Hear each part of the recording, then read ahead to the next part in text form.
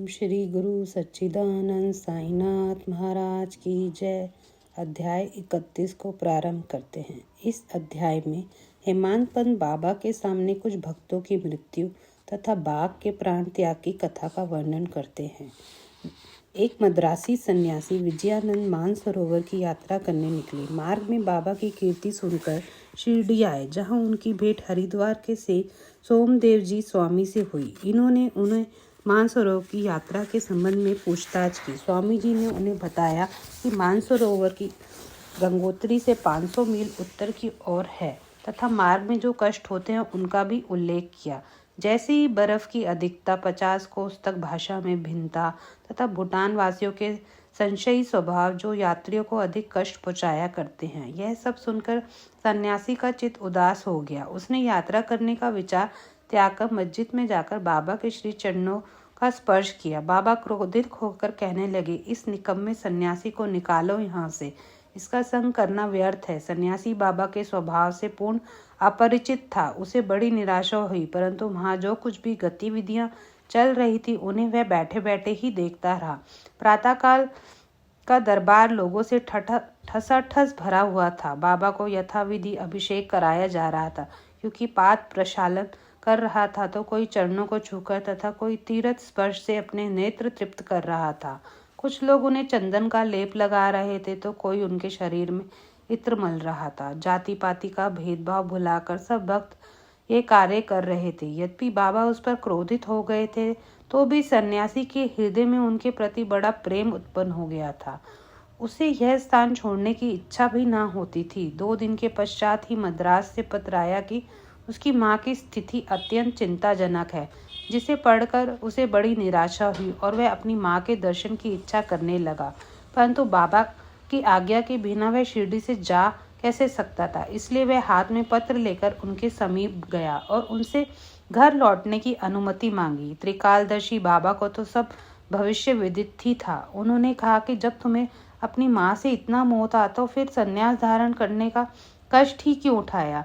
ममता या मोह भगवा वस्त्रधारियों को क्या शोभा देता है।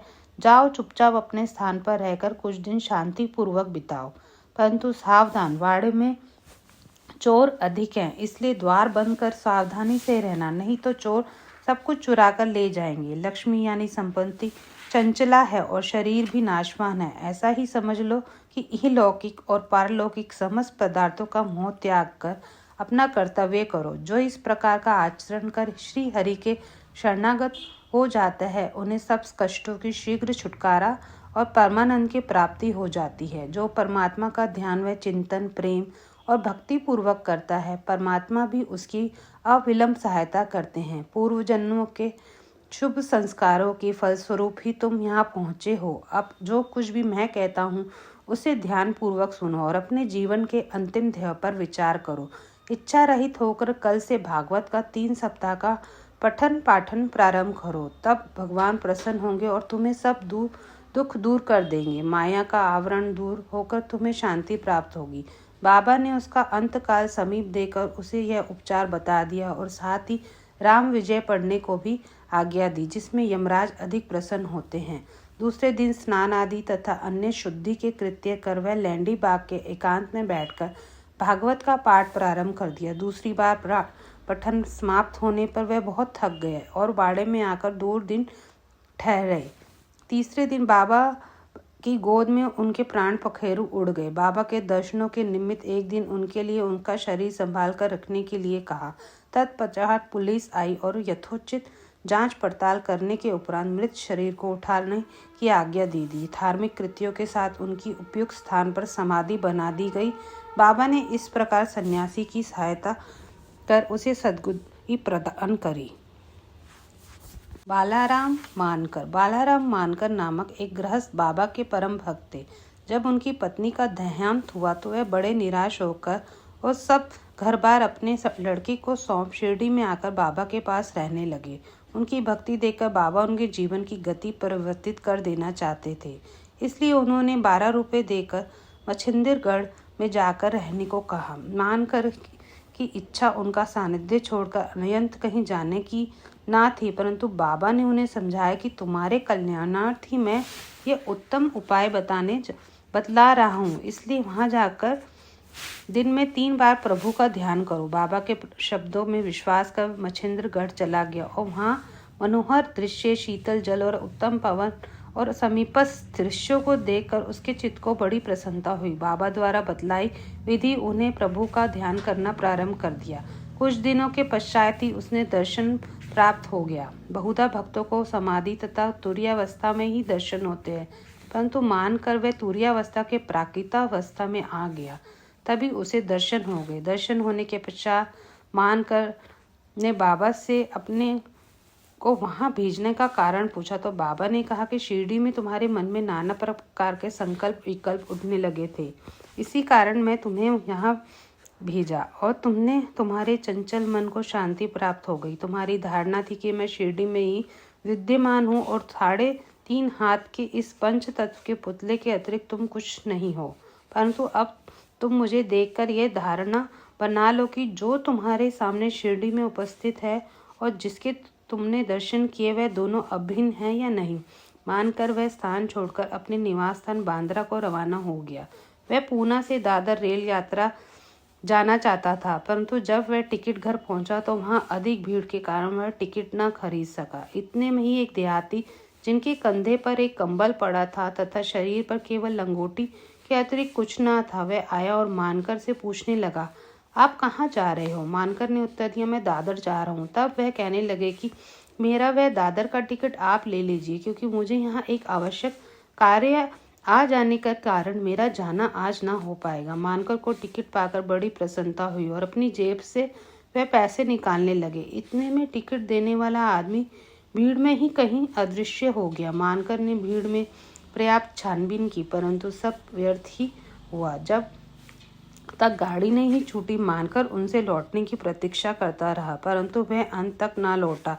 इस प्रकार मानकर को इस विचित्र रूप में द्वितीय बार दर्शन हुए। कुछ दिन अपने घर ठहरकर मानकर फिर शिरडी लौट आया और श्री चरणों में अपना दिन व्यतीत करने लगा। वह सदैव बाबा के वचनों का आज्ञा का पालन करने लगा। अतः उस भाग्यशाली ने बाबा के सम्मुख उनका आशीर्वाद प्राप्त कर अपने प्राण त्यागे।